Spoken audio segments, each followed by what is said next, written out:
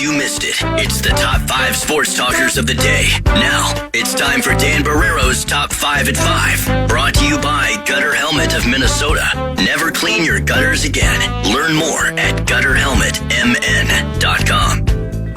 Bemidji guy writes, I first heard of freezing fog while driving a semi in central Missouri. I, too, was befuddled by the term until I hit a patch of it while driving downhill in town and on a slight curve.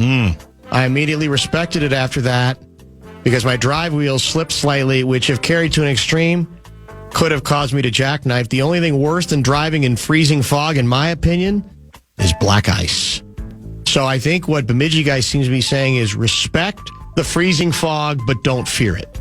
Or maybe fear it as well. Maybe fear it both. Maybe it's both. funny you read that text because I did do a deep dive on freezing fog to figure out exactly what it was, and the National Weather Service has like a definition of it and does say freezing fog can cause black ice to form on roadways, and it's very difficult to see. So tomorrow morning, 4 to 5 is when we're expecting it. It's tricky. It is something you need to pay attention to. Tiny, supercooled liquid water droplets in fog can freeze instantly on exposed surfaces when surface temps are at or below freezing. It includes tree branches, stairs, and rails. Pay attention to that. Sidewalks. Pay attention to that. Roads and vehicles. Freezing fog. Well, you got no chance is what it sounds like against free. I mean, freezing fog sounds undefeated. Maybe bring an access. Maybe bring some equipment home tonight. Might have to do the show. So can you encounter freezing fog during a polar vortex, or are those contradictions in terms? I would think you probably could. Isn't a polar vortex was when it was really, really cold, right? Yeah, but isn't a freezing fog and when it's like this in-between temp? Maybe, yeah. Might be related to that. Good point. I don't know. We'll see. All right, top 5? Where did I want to begin? Let's begin with the Wild for Kevin Fallness. He's always telling us you never talk enough hockey. Correct. Well, here you go. The Wild played late last night in Los Angeles and You lost actually to the stayed Kings. up for it, you tell me. I had landed from Michigan at like 11:15, 11:30. Got in my car after we landed, and the game was on. And so I listened to it, and Fallness, instead of playing a Bill Guerin interview during intermission, which, by the way to mail it in, an intermission report, let's just re-rack Bill Guerin from Beyond the Pond. Yeah, that doesn't seem Instead very of telling us what's going on with the game. Yeah. He played Kevin Fiala's goal twice. I don't know if that was a dig at Guerin. You know, why does it have to be Dumba? I don't know if Fallness is taking shots at the boss. I'm not sure. He's sneaky that way. But it was late. He probably figured nobody was listening, but I was, Kevin, and I caught the Fiala goal twice before you got to Guerin. They got down 2-0, then cut it, then got down 3-1, then cut it. Actually, no, they cut it to 2-1 and gave up 2 empty netters, if I remember correctly. No, it would have been 3-1, gave up the empty netter. 4-2 was the final. It was late by the time I was watching it as I got home, and they lose in Los Angeles. As I pull up the standings to let you know where the Wild are, because they're still in an outstanding position. They are tied in terms of points with the Dallas Stars. But Dallas has 2 games in hand. So they are in second place. Minnesota in third in the always competitive. Are we back home now? Is that the end of the trip? Didn't Louis say they've got Seattle coming up? He might have. I don't even remember. I haven't checked the schedule. They've got the Kraken. I haven't checked the Wolves schedule or the Wild schedule. They've got the Kraken coming up in a few days. That's on the road. And then they return home, it looks like, against the Islanders on January 10th. Okay. I believe that would be Saturday. I think that sounds right. Yeah, you're right. Wolves are back in action tonight against the Miami Heat, a game you can hear on the Timberwolves channel of your iHeartRadio app. They're on the Timberwolves channel because the Gopher men's basketball team's taking on Iowa, 19th ranked Iowa tonight at Williams Arena. You'll hear that pregame show at 6:30 immediately following us. So the Wolves and Heat are on the Timberwolves channel of your iHeartRadio app. Anthony Edwards was downgraded on the injury report to questionable, and the reason was right foot injury maintenance, basically. I'm going to pull up the exact verbiage, but right foot injury maintenance as the Wolves return home. By the way, I believe Tyler Hero is slated to return after missing the last 11 games with a toe injury. So I think he's supposed to be back in the lineup tonight for Miami, because when we beat Miami the other day, I don't think he was in that lineup. That was a good performance by the club. That was rebounding. That was coming off the disturbing performance against Atlanta, right? Yes. Where Anthony Edwards leaves in the middle of the fourth quarter. And Rudy Gobert, postgame, was about as frontal as I think any Wolves player has been. on the subject of do we care about this? Are we into this? Whatever the case We just want to may be. live a good life and make a lot of money That's and it. not win bleep. Now, did you tell me we have Mike Conley on tomorrow or Wednesday? Or Tomorrow is Wednesday. Tomorrow is Wednesday. That would explain it. 3:30 tomorrow. Okay. Mike Conley will join. All right, we'll get caught up with him. So, Hero in Edwards, we just don't know yet, right? Exactly. What it amounts to. Yeah, right foot injury maintenance is the word for it. And so Did you see what happened to your favorite NBA team, OKC, last night in OKC? They got crushed by somebody, They got crushed by Charlotte by like 30. So all of a sudden, all they do is lose. I don't know if it's boredom, right? Well, you know what happened. if it's injury, or do you think they're not getting any foul calls? Have you heard the theory? What's that?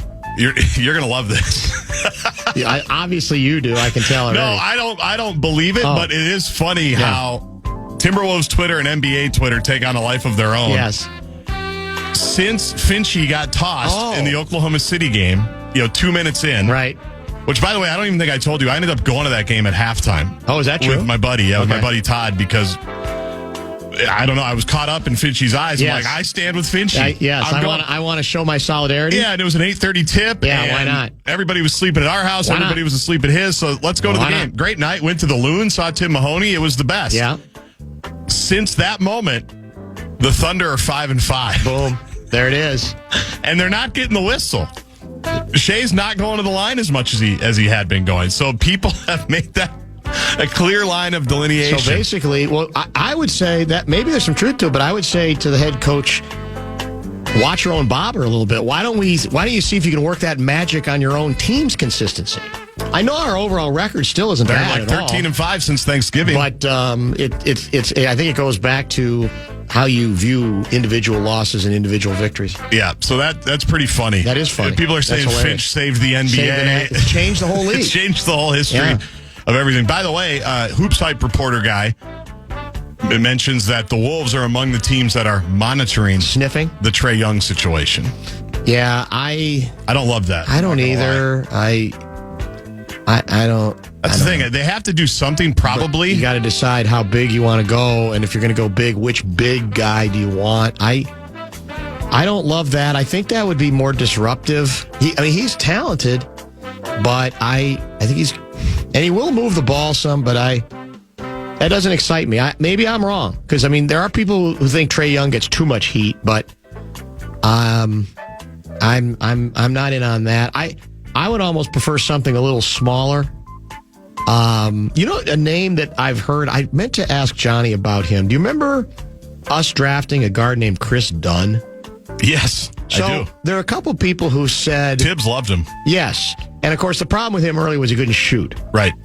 But he's become a better all-around bench player. He's a two-way player for sure. Gave Ann all kinds of problems. Yeah, so guarding him. he's viewed as one of those, okay, it's not a spectacular move, but what have we talked about? Their bench is thin because the young guys haven't been consistent as contributors, and obviously DiVincenzo's no longer coming off the bench, and Na is excelling in Atlanta, and that he represents a Na-like move, right, where you get a role player, rotational player who you can put out there for important minutes because of his ability to guard, and has become good enough offensively that he might add a valuable piece to the rotation. He's not going to be a star, but we've never really replaced Nikhil so far. So that's another name that I'll try to run by Johnny, maybe worth keeping an eye on. I think I believe he's out west, if I'm not mistaken. But in any case, that's another name that's been at least mentioned. That wouldn't, I don't think, you don't have to break it's not, on the level of Atlanta guy. Right. Where you have to necessarily break the bank to get him. Yeah, Chris Dunn has carved out a really nice career. He plays for the Clippers. Clippers, that's what I thought. They're actually playing better, I think, than they had been. Yes. Yes, that's true. They beat the Warriors by a point yesterday. Steve Kerr lost his mind, got tossed. I don't know why. Well, Kerr is also getting ripped. Didn't he have some kind of quote basically saying, let's face it, we're not going to beat the best teams in this conference. We're just not as good Pretty as much. those teams. Yeah, year in, year out. And is some what he people said. are saying, well, that's just him being honest. And others are saying, well, if you're playing on that team, is that too much of a concession? Is that what you really want to hear out of your head coach? So I don't know if that's him playing Phil Jackson-like mind games with his own team to motivate them or what we make of that. 63-year-old John Harbaugh was relieved of his duties as the head coach of the Baltimore Ravens today. He led the Ravens for 18 seasons, was the second longest active tenured coach in the league behind Mike Tomlin, who just beat him on Sunday night. Tomlin's been with Pittsburgh 19 years. Harbaugh came the next year, I should say. Ranks 12th for most all-time wins by a head coach in NFL history with 193, and won the Super Bowl with Joe Flacco, Matt Burke, and others in 2012 with Baltimore. The statements have been released by both sides, the ownership and John Harbaugh. Won't read all of them, but they love each other. They respect each other. John Harbaugh has gratitude, admiration, wishes it was a different statement today, but that's football. Yeah, you do end up getting fired no matter how legendary you become. Yet it was, I think, pretty jolting. Even though some had speculated that it was a possibility, it's still jolting when it happens. Is that 5? It is about 3.5. Yeah, it's a pretty good list. That's close enough. We're wide open the rest of this program. Lots of ground to cover. Some A-section material that I think we're kind of forced to wade into again. And we'll get back to some controversial texts as well. Please hang with us.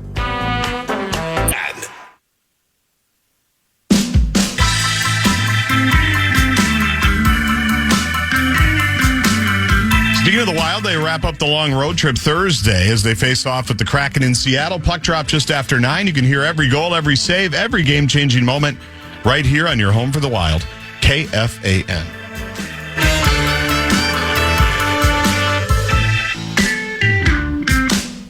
Are you ready for your pop quiz? I guess I have to be.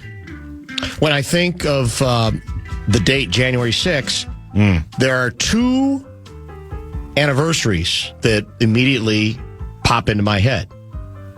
One of them more recent than the other. Let's start with the more recent. Yep. Here's your quiz question. Who spoke on that date, Jan 6, 2021, these words? There is nothing patriotic about what is occurring on Capitol Hill. This is third world style anti-American anarchy. All right, I'm going to guess it's got to be someone like Marco Rubio. You nailed it. Marco Rubio. Marco Rubio. Who was the other guy I was Lil thinking Marco. of? Yeah, Lil Marco. Who's the guy? Can't make it up. Lindsey, is it Lindsey Graham? Lindsey Graham. Yeah, he was another guy. Right. There's some other guys that have kind of turned. Marco Rubio. Vladi Divac. It's too good. 5 years ago today. Now, you want to go back a little bit further and a little less polarizing, I think. 27 plus 26. 53 years ago on this date, Jan 6, 1973. Can you name the song that went to the Billboard Hot 100 #1 on that date? It's got to be What's Going On. No, that's a good guess, though. It's the Carly Simon classic, You're So Vain. I bet you think this song is about That's you. it. The song that begins, I think she kind of whispers, son of a gun. In the old days, we could play the song. I don't even know if we can anymore. I don't want to risk it. You walked into the party like you were walking onto a yacht. Your hat strategically dipped below one eye. Your scarf, it was apricot. How about that for rhyming? It's pretty good. You had one eye in the mirror as you watched yourself gavotte. Would you look up the word gavotte? Gavotte. Gavotte. And all the girls dreamed that they'd be your partner. They'd be your partner. And that's the refrain, You're So Vain. Now, I think Carly Simon has acknowledged that was a huge hit at the time. Yeah. Song you still hear occasionally. You can, for sure. Karaoke nights, for sure. There's no doubt about that. Otter Bar. So, did she not say that song was about Warren Beatty, or did she later say it was about 2 or 3 different people, and among them, Warren Beatty?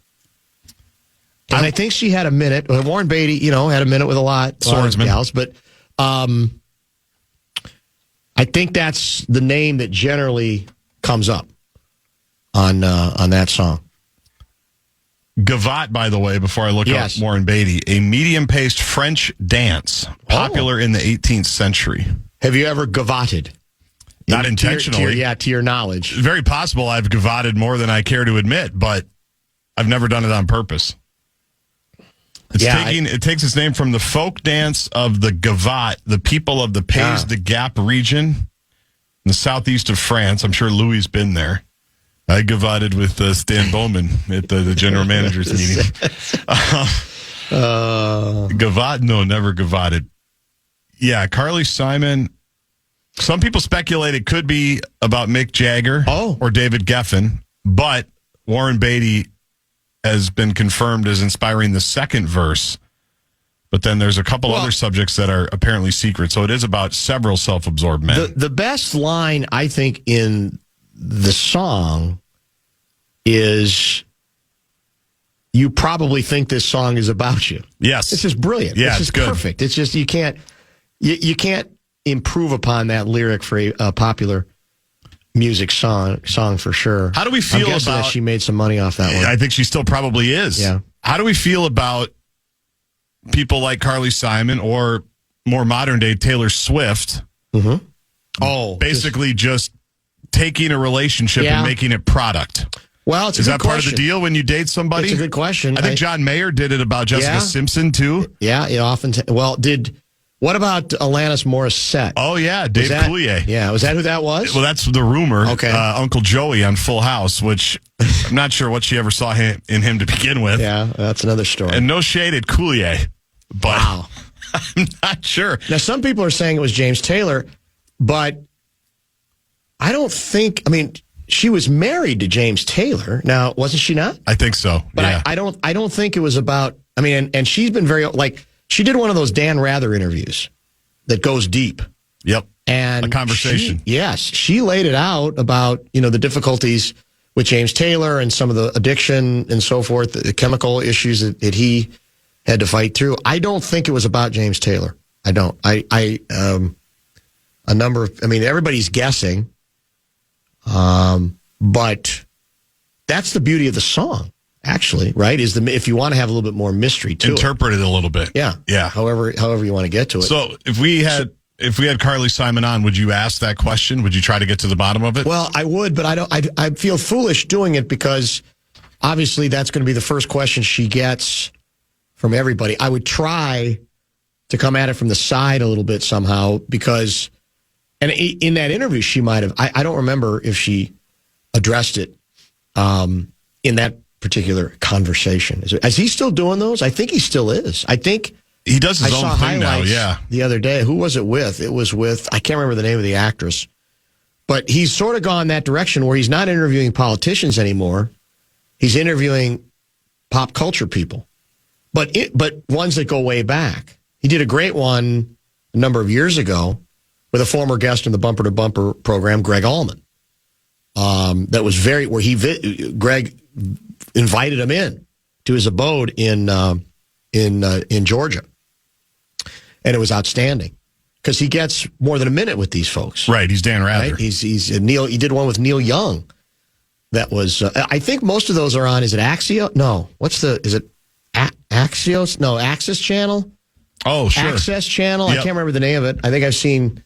I don't know what number that is, but I think he's done. How old do you think Dan Rather is? I'm going to guess that Dan Rather.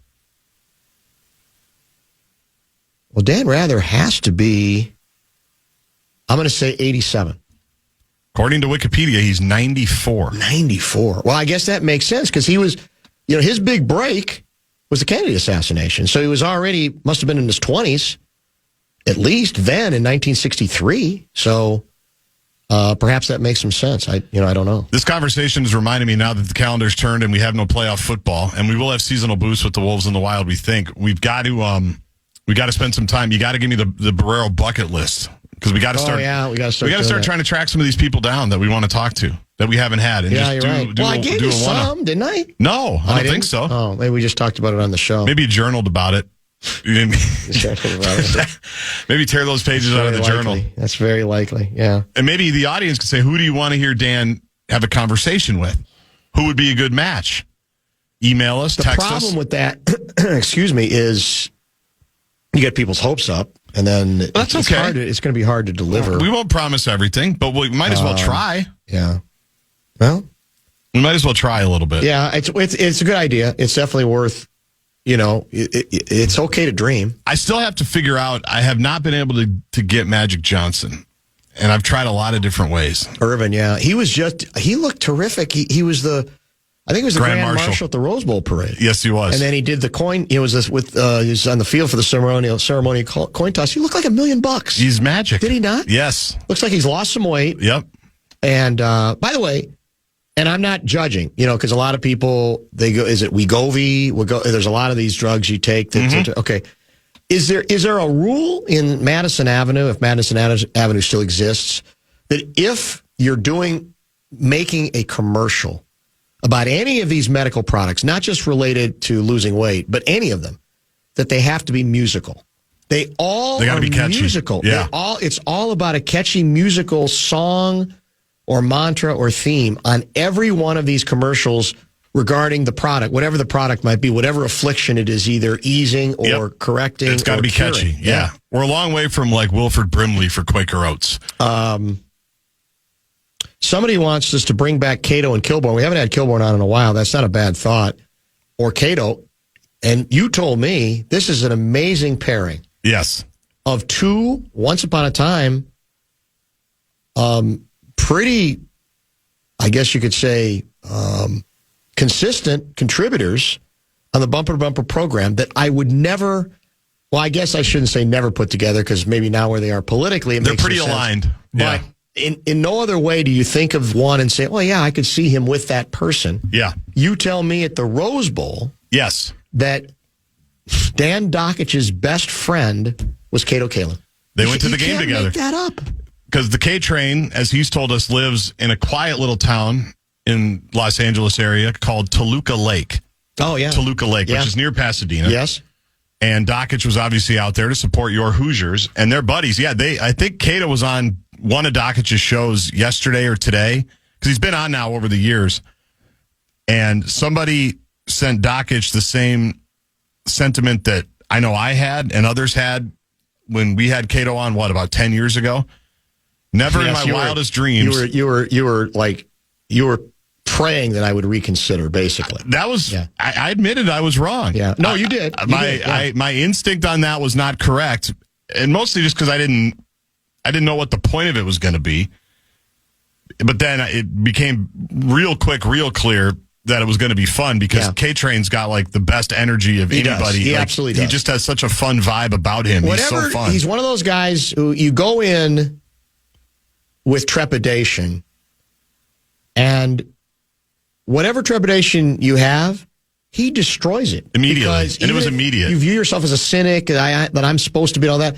It's just too much fun to hang on to whatever that concern is. And you just got to let it go and have fun. It's the K-Train. Yeah. And so, but somebody texted Dockich, never in my wildest dreams. If you would have said 25 years ago, Dan Dockich is going to be hosting a radio show and Cato Kalin is going to be the guest, I never would have seen that coming. And that's how a lot of people felt, I think. We got that text dozens of times. Can't say I ever thought Cato Kalin would be it made no sense. A regular. That's the beauty of it. Talking Packers, Brewers, whatever it is. And he's a beauty. Well, he's an absolute beauty. People have their own bucket list who listen to this show. So far, I've gotten Antoine Winfield, Bobby Orr. Junior or senior for Winfield? Well, that's a good question. You do both. Or both. Cato Kalin back, the big knocker. That's really not, we love him, but that shouldn't be that tough to book. Sarah Spain is being offered up. And Tim Walz is being offered up as well. Which is he might be gettable soon. He actually might be gettable. That's very, very true. He's on the excuse tour. Yeah, you're right. Somebody did suggest, because I was lamenting having to do some best of last week, and it's hard this time of year because we have a couple of days back to back, and frequently one or both of us is gone. Yeah. And the show is not what we would call evergreen at this time of year. Everything is pretty topical, so best of is tricky. Right. And multiple people suggested that we re-rack the Sarah Spain conversation, which we used, I think, 3 times around Memorial Day. I appreciate that they were paying attention. We did not. I'll give you one. I'll give you one for sure. That wasn't a name that's been brought up on a different context, or in a different context. Don Henley. Okay. He strikes me as one of those guys who's almost impossible. But if we're talking, that's the whole point of the list. For me, see, that's the weird thing. For me, there's probably more music people than there are sports people. Which is fine. Which is fine. Yeah. And that might be, the way to go. But and Henley strikes me as one of those guys, you got to get him at the right moment. And if not, it could go pear-shaped. And it may be, at this point, very difficult to get somebody like that at all. I don't know the last time he's been interviewed. I've said Boz Scaggs before, but my hesitation there is I've never heard a good Boz Scaggs interview. Maybe that's the challenge. Well, that would be the challenge, yeah, because he just doesn't, some of these aging musicians who used to pride themselves on being cranky about that whole process, they reach a point where they kind of let go and they're maybe even missing some of the attention. And then they become outstanding because if they've been in music as long as guys like Boz Scaggs has, and has done the different kinds of music that he has, then they got all kinds of great stories they could tell. He worked with some of the all-time greats. He was around the Allman Brothers for a long time, going way, way back. But that's what you never know, which way it's going to go, but maybe it would be worth trying. A number of others coming in. Fran Tarkenton, which may or may not be somebody in on the joke. I'm not sure. Jerry Kill. Oh. We could get Jer. Jesse Ventura. Chris Hawkey is being offered up as well. Is he a difficult get? No, is Hawk a difficult get? The only time it's problematic to get Hawk is a lot of times he's taking a nap during our show. The only time, he tends to text us when we talk music. Yes, which makes sense. And he'll come up. What was the last time? It was something about a guitar chord. I can't remember what it was. Coach Barrero is being offered. How's her squad doing, by the way? I was thinking about that. It's a rebuilding year. They're up and down. We saw them win. She won the consolation bracket of her holiday tournament, but lost early. So I think they're 500-ish, right around there. They got kind of a way. How about Zim? Well, that's a big one. We have tried that. I know you've tried a lot. But that would be disastrous probably, too. Chris Collinsworth? Yeah. Doc Donaldson calling the hotline as Kenny Patera, Chris Carter, and Sam Mitchell at the same time would be great. He got himself in a Twitter war. Did you see the Doc Donaldson Twitter war he got himself into? Which day? He's so emotional. Is it a lot? Yeah, he's a mess. Yeah, I actually don't disagree with him about the latest because it had to do with the stupid taunting penalty that the quarterback got. Garnett. That's top of the list. That's top of the list. I think that'll happen. Yeah, I hope. I think we'll get that done whenever he comes back. All right, let's pause and let's hit some A-section stuff. I think the Winter Olympics are scheduled to start pretty soon, are they not? Yeah, a couple of weeks. Well, the good news is I think, to a certain extent, the Winter Deflection Olympics have already begun. We'll explain next.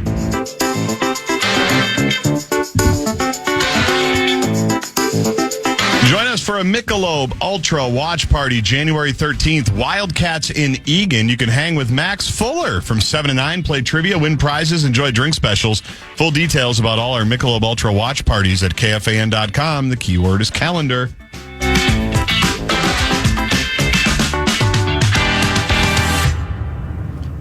Can you guys explain the Sarah Spain bit a little bit more? I remember listening to the interview at the time, thinking she was entertaining. Did she get a lot of negative feedback or something? It's a fair question. Why?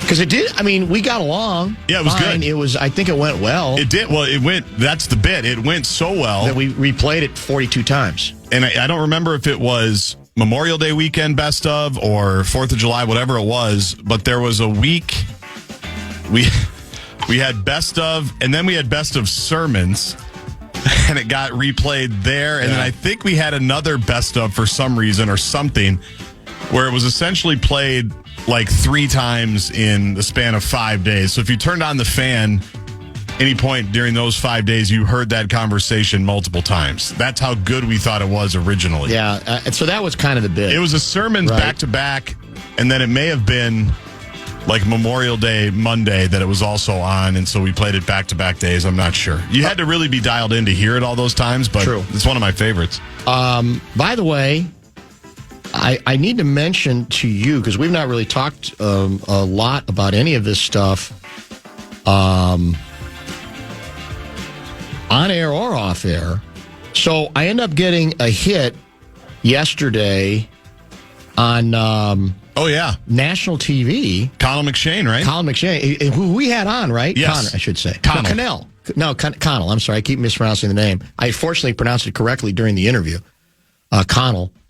Because we'd had him on, 2 or 3 months ago, or is it longer than that? It was longer than that. Okay. But, yes. And he's on, so it's News Nation is the name of the station, and they're the national cable network that's attempting to kind of, you could say, try to offer up a little less of the automatic identification that Fox is right and MSNBC is left, correct? Right.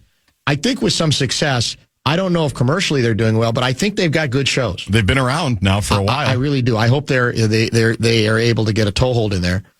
And so somehow you hooked me up. So we have some contacts. Yes, good friend of mine works there. Yeah, works there. And so naturally it was a technological disaster for me. No. Yeah, but we got through it because what happened is I wanted to do it through my iPad. And I hadn't downloaded, is it Zoom? No, Meeting or whatever it was that I needed to their link. Mm-hmm. And then I couldn't remember my password. So we ended up doing it via my phone. Okay. So I had to sort of prop up my phone, yep. which is not ideal for them, but we, nevertheless, we got through it. My sources say they loved you. He was good. And Connell is easy to talk to. He is. He's good at his job. Yes. So tell him, anytime. Anytime they need some, and this was the Governor Walz was the subject, obviously, right? Yesterday that turned national. Yeah, my sources say they loved it. Good, and strong indications they think Cuomo might try to steal you from Connell. Really? Oh, I would love that kind of. There might be a bidding war for Barrero. Yeah, there may be a bidding war. Because he's still doing. Chris Cuomo's still doing a show, right? He's the one at night. Evening guy. Yeah, he's a prime big shot time guy at night, and he's also attempted to sort of remake himself. Yeah, from being viewed as you're a lefty guy on CNN, and right. And now you're trying to sort of reinvent yourself with, I think, some success. I think I'm essentially an associate producer for News Nation now. That's not a bad gig. Because we also hooked him up with Brian McClung, our guy. That's right. Who's been on a lot with those guys. Yeah, that's good. I didn't set this one up, but it's funny because I got a text yesterday in Michigan from Pete Nigerian, who said, was Dan just on with Colin McShane? He goes, I'm on right now. Oh, is that right? He was on like 30 minutes after cool. you. So he jumps on a lot there, too. So it's good. It's fun. 763 guy writes, Don Henley is dead. I don't think so. I just Googled him. Glenn Fry has sadly passed along. I think Don Henley is still very much alive. Alan Page is coming up, understandably. Yeah, and we're probably, we talked about trying to get him. In fact, I still owe him a book recommendation. The name of a book that I have to, you might have to be the middleman there to bring to his attention. Henley's alive. He's 78. Bob Dylan. Yeah. I can't even imagine. I think that might even be beyond you. Yeah, that's one where. And I'll be honest, I don't know that I don't consider myself, I'm not a Dylan hater. Well, I could do it. I am fascinated enough by what he represents that I think I could try some stuff with him, but he's one of those guys you don't know if you're going to get anywhere with him. You know what I'm saying? I do.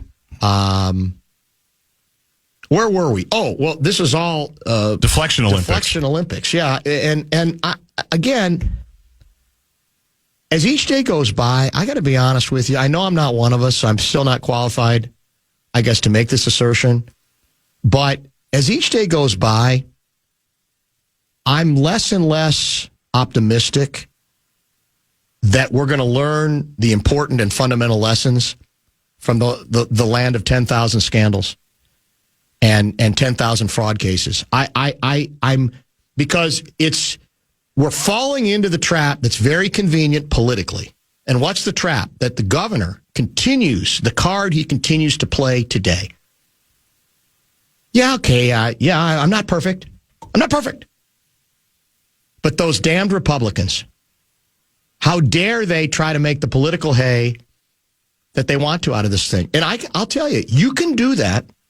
You can continue to play that game as long as you want. But in doing so, you're not giving, I think, any of the moderates or even the Democrats who are angry about the series of scandals any hope that we're going to learn anything from this. Because you cannot Can we blame? I'm going to read you a few comments, and you tell me if we can blame I guess you could say, once again, the Republicans for the scope of fraud that has been laid out so eloquently from the U.S. Attorney's Office via two different individuals, one of whom might be back on the show tomorrow, Andy Luger. And I'll read you, again, allegedly, we've been told that the folks who have the job of Minnesota legislative auditor historically, I think that person, male or female, has been viewed as above the politics of it. We're technicians. Our job is to evaluate how well our systems of checks and balances are working when it comes to the theft of money, and pointing out, regardless of whose feelings are going to get hurt, what we are not doing particularly well. And I'm looking at, this was a piece, let me see if I can find the right one here. I had several. This was written by the former legislative auditor, Jim Nobles. And he had this goes back to, again, let's remember now, this goes back to October of 2025, okay? So this is well before. You could say it's become all politicized, and the Republicans, it's a gotcha game, et cetera, et cetera. And in his piece, this appeared in the Star Tribune, a commentary, and it starts out with an allusion, a recognition of a piece where Rochelle Olson did an interview with the current Minnesota legislative auditor, Judy Randall. And he tries to be optimistic early in the piece, saying that in the story, there was a ray of hope that the Walz administration is maybe finally doing something about the problem of fraud in Minnesota government programs. And he writes, this is good news because, make no mistake about it, the theft of millions, maybe billions, of tax dollars from Minnesota programs resulted not just from the actions of thieves, but also from the failure of state executive officials to implement basic financial safeguards recommended in numerous audit reports for several years. Let's go back to the current said auditor. Let me get the quote I'm looking for here. This comes from Judy Randall, and we talked about this at the time. Over the past several years, legislative auditor Judy Randall said she's noticed state agencies becoming less receptive to audits critical of their work. I've seen increasing rejection of our findings and recommendations, or denial, or dismissiveness, or excuses. By the way, Randall's worked in the office for 26 years. There's definitely a shoot the messenger feeling. Now that's undeniable and not political. And so we can forget all that conveniently and, wow, those dirty Republicans, look what they're doing with this thing. Look at the way they're exploiting it. And I won't even disagree with some of the exploitation. But that doesn't change the story. And if we fixate only on that, we ain't going to learn the lesson. We're not going to make it any better. It's not going to get any better than it has been, obviously, over the course of the last 20, 25 years. Here's what Nobles also writes. As we know from investigations and prosecutions, particularly by federal officials, a significant number of people in these organizations were not serving. They were stealing, not just from taxpayers, but also from families in their own communities. As a result, families, particularly Somali families, did not receive the food, child care, or other state-funded services that they needed and that taxpayers paid for. State officials, particularly in the Minnesota Department of Human Services, but in other departments as well, allowed community organizations to administer important programs without first verifying that they were trustworthy. Then, state officials failed to verify claims from these organizations that they were serving hundreds, even thousands of people in their community. And while executive officials were obviously negligent, less obvious is the fact that some key legislators tried to minimize the fraud problem and shield the Department of Human Services and the Walz administration from criticism. Example, when the Office of the Legislative Auditor issued a report on child care fraud, the then chair of the House Human Services Committee, dismissed the report and the problem, saying there's always going to be fraud. And she refused to allow OLA to present its report to the committee. In addition, the chief House supporter of publicly funded child care subsidies criticized the OLA report for referencing prosecutions that had proven fraud in the child care program. The references were unnecessary and harmful, he said. Think about that for a minute. That's got nothing to do with any exploitation. That's part of how we ended up in this stupid, indefensible position in the state of Minnesota that we happen to be in. As like-minded House members joined in criticizing OLA for investigating the allegations of fraud in human service programs, I met with Speaker Melissa Hortman. As always, she was thoughtful and supportive of OLA's work, but acknowledged that some members of her caucus were upset. They felt that OLA reports were subjecting human service programs to too much criticism, particularly programs administered by Somali community organizations. The speaker said that as a former county prosecutor, she knew the fraud OLA was addressing was real and needed to be investigated. She did, however, acknowledge that House committee chairs had been instructed not to give OLA reports about fraud any public hearings. He finishes, this is Jim Nobles, Minnesota's legislative auditor for 38 years, who retired in 2021. Thankfully, some government officials, especially at the U.S. Attorney's Office and the Federal Bureau of Investigation, did not seek to hide the Minnesota government fraud problem. They aggressively investigated and prosecuted, and I applaud their willingness to hold people and organizations accountable for their theft of taxpayer money. Yes, they were just doing their job, but they deserve appreciation because state officials refused to do theirs. Those are the facts. So you can, if you're a lefty, you can get off all you want on, yeah, I'm glad Walz fired back. I'm glad he's standing up for himself. By the way, I would say if Governor Walz wants to play the game he's playing now, which is victim, why are you bowing out? You're trying to have it both ways, as far as I'm concerned then. If there's no admission that this isn't just about the politics of the situation, but about the way you conducted your administration during this period of time that might have exacerbated the problem, might have extended these fraud cases and nurtured the concept that it was too easy to steal money, free money in the state of Minnesota, then hang in there. Why are you out at all? There was another item that got my attention. If you go back far enough to the child care subsidy fraud, this goes back to 2019. NPR quoted the then chair of the House's Human Services Committee. We need to be very careful when we start accusing people and accusing entire communities really of being less than concerned about where our public money is going. Now, you know where that's going, and that's been proven. And Andy Luger has brought this up with us many times on this show. He may, in fact, be with us tomorrow on other subjects, although it seems like it's always going to be a little bit on this subject. In effect, what that's saying is you keep going down this road, you keep trying to make these accusations or even do these investigations, we're going to have people calling us racist, and I'm going to call you racist.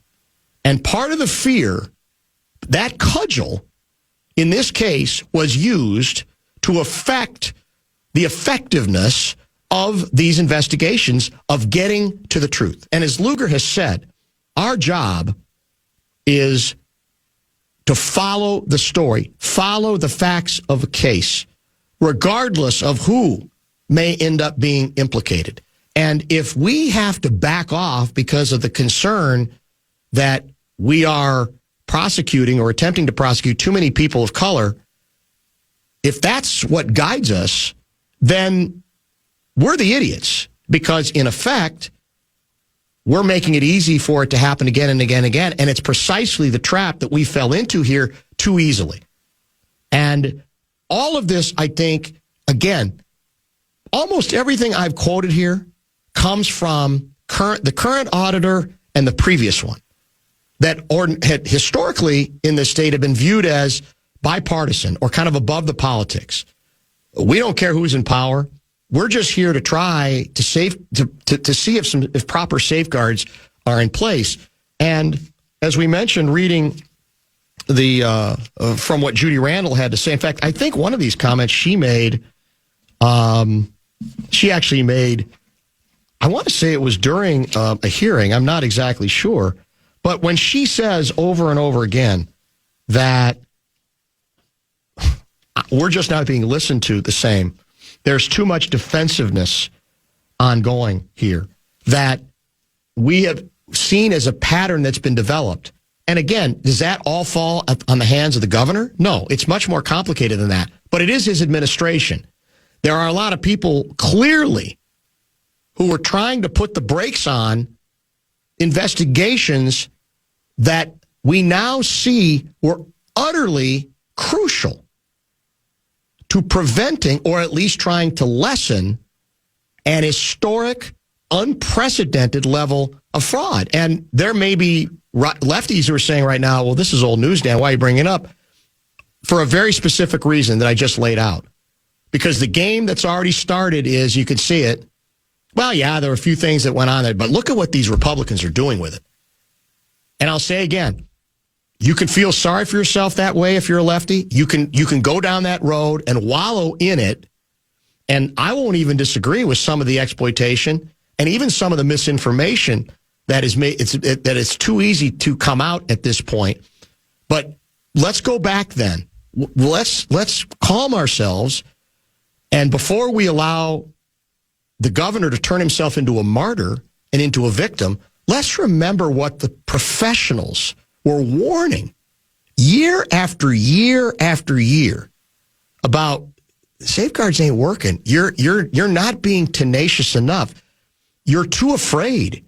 If you're running these businesses, these programs, which are meant to help people, and in many cases, people, including people of color, and you're not taking seriously whether the money is getting to where it's supposed to or whether people are exploiting this system, then you're hurting the very people that you think you are helping. They have a right to be as angry with you as with anybody else.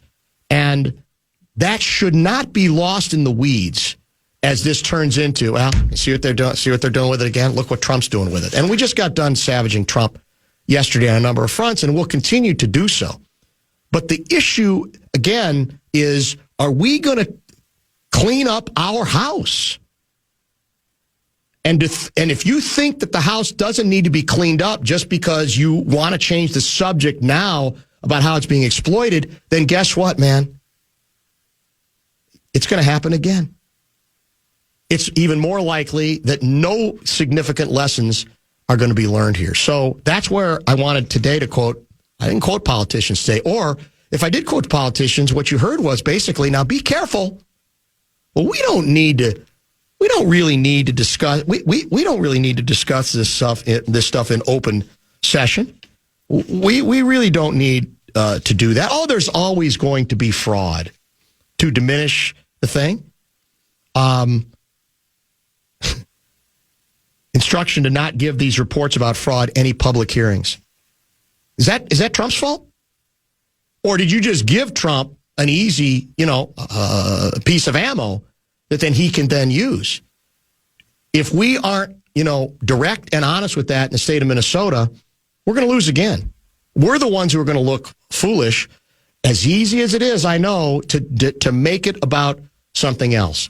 I swear to you, the books that I hope are being written or will be written about this, I bet you we're going to learn there are about 2 or 3 more layers to this story that we don't even know exist yet. That's how rotten the whole thing feels to me. And I've said this before on this show. The people, if you want to go on Sharks and Jets, the folks who should be the most angry are the Jets, the lefties who believe in the generosity of this state and believe in the programs of this state, because the money that they hoped would get to the places where they think it needed to get to had almost zero chance to do it, in part because of, I guess you could say, the restrictions that were put on any meaningful effort to investigate whether, well, are these guys real? Is this company real? Do they have the resources to do what they say they're doing? So there's your story as far as I'm concerned. And that's about, as I mentioned, and you can find these warnings going back years by auditors. And maybe that's the problem. Maybe they cry wolf so much, it's what the auditors do. And they expect more than we're capable of handling. But don't we have enough evidence now that they weren't crying wolf, especially the last 4 or 5 years, when we're learning how much money was stolen here and that there seems to be no end to this level of fraud, and there may indeed be more coming?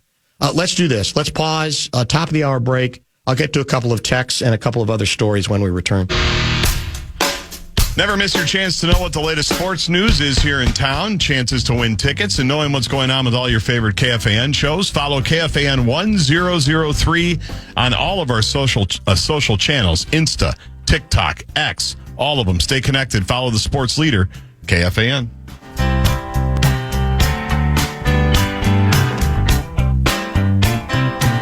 Familiar with Seth Kaplan? Fox 9. Fox 9 producer. Let me read you an X thread from him from, I think, about an hour ago. This might be the most wild part of that audit report that I just sent out a thread on. This is something, hang with me here. During one audit, the grantee could not provide detailed invoices or participant data to support a payment of $672,647 from BHA for 1 month of work. It was also the first payment DHS made under the agreement with this grantee. The total grant agreement amount was $1.6 million. The grantee subcontracted with 14 subcontractors. OLA visited 2, and neither could provide documentation regarding what they did with the money. Here's where it gets wild, he writes. BHA grant manager who approved the $672,000 payment. Where did she go? Well, she left DHS a few days after approving $672,000 grant and starts consulting services to the grantee.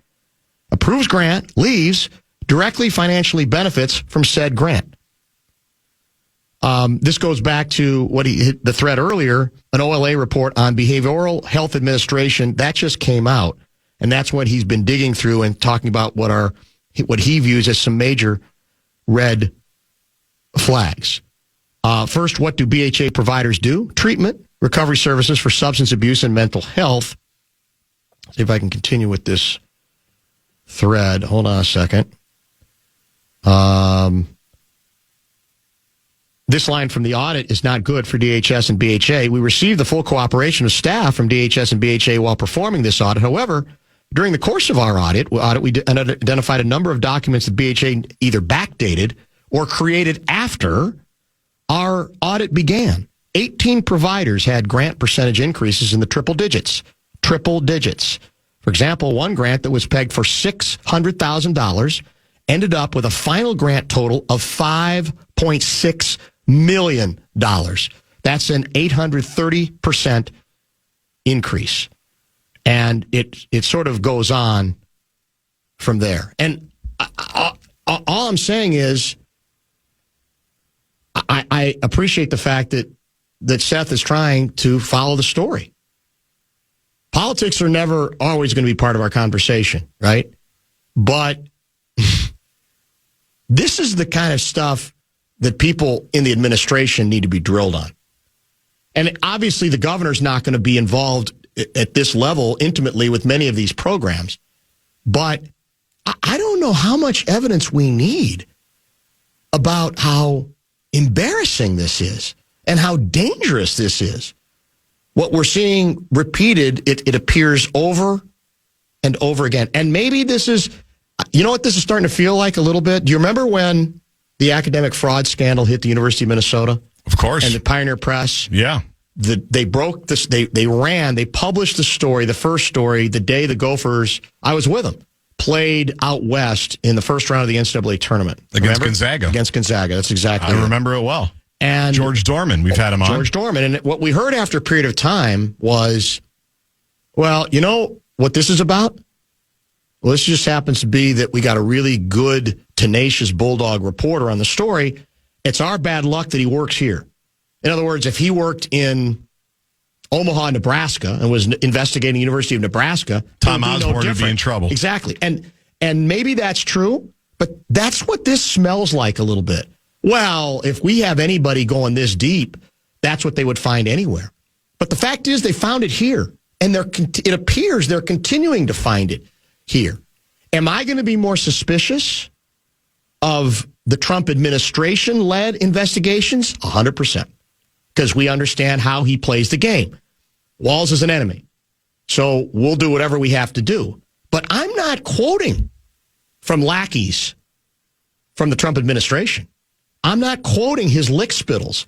I'm quoting, as I said, auditors here. In this case, a producer who also is trying to do some reporting on this case.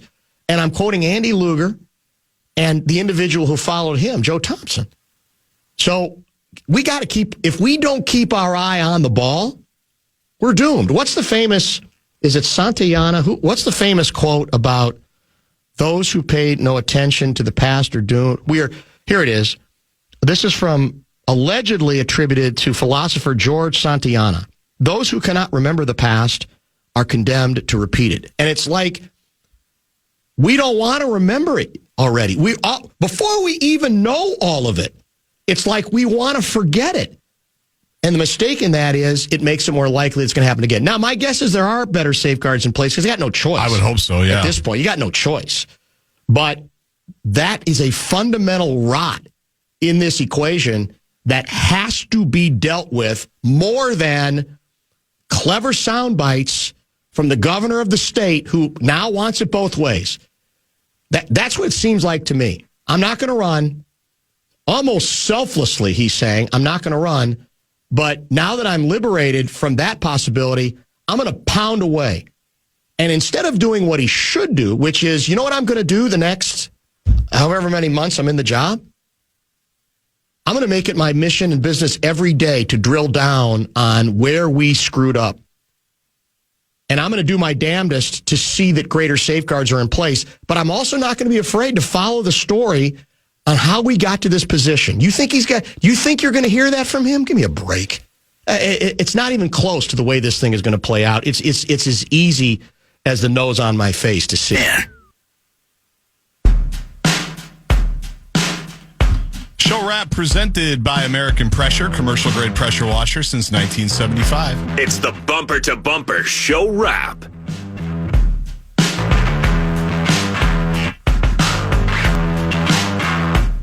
All right, it is that time again. We want to thank our outstanding lineup of guests today. Extended Kevin Seifert. If you're looking for Vikings conversation post-mortem, I podcast basically from 3:15 on, right up until the top of the 4 o'clock hour. If you're Kevin Fallness and you want more hockey discussion, I understand that too. That's available to you between 4 and 4:30 with Louie. The audio is a little bit shaky at times, but we got through it a lot on the World Juniors event that Louie was a big part of until he wasn't. How good is that, though? That's the best. I didn't have any duties. Did he? No, he didn't. He did a lot. He did everything they asked him to do. It's true. He fulfilled his contract. That's exactly it. That was, as I said, between 4 and 4:30. Some A-section conversation in the Fiver, preceded by some Carly Simon conversation, the anniversary of the song that went to number one on this date. And what year did I say? 1973, I think. You're that So sounds Vain. right. We got into that. We got into the bucket list. So, but see, people are assuming, like a couple people said, well, did I miss an announcement? Has Barrero announced he's done? No, I'm not. Oh, no. It's not yet. I mean, that's inevitable for all of us, but no, not quite yet. But it's a subject you've raised before about trying to get some stuff done as well. 1973 just reminded me of when I was at Assembly Hall. What year did you cover the undefeated team? That was 75, 76. Okay, so they had a picture of like a welcome home rally at Assembly Hall that I assume you had to be at, right? Where they had everybody on the floor and there was like welcome home champs. Yeah. It was this whole thing. You were there. I tried to take a picture, but it was too small because I wanted people to try to find you. But the only other thing I could think about at Assembly Hall is imagining you being there, not being able to see Elton John. and only listening. Because that's true, right? Memory. That's true. I was telling that story to everybody. I'm like, Dan, who I work with? Yeah, he heard Elton John here. I was in the upper deck at Assembly Hall listening to Elton John. Because why? Because I either ran out of contact lenses. No, what it was is I didn't want to wear contact lenses anymore because they were tough on my eyes back then. They weren't as good as they are now. And I had cracked my glasses. So I literally I went to listen. You could say it's pure in that sense. Yes. But I had no idea Elton John was in the... They could have just been beaming in music and I wouldn't have known the difference. I couldn't even see a piano player. That far in the upper deck at Assembly Hall, you're like in another time zone anyway. I always walk up there just to see because it's very high. Very, very true. But you could get yourself there. You could walk there on your own. You could see near, but you couldn't see far. Was that the bit? Because I'm envisioning somebody walking you in. Yeah. I can see I can see near. I can't see far. Got it. Yeah. Okay. I'm nearsighted, which I still am today. You really just sat there and listened? I said, yeah, apparently. Yeah, exactly it. Didn't Walz initiate and approve the oil audit that was just released today?